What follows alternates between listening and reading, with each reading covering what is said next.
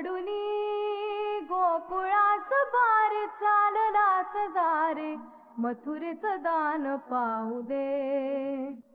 सोडूनी गोकुळास बार चाललास दारे मथुरेचं दान पाहू दे.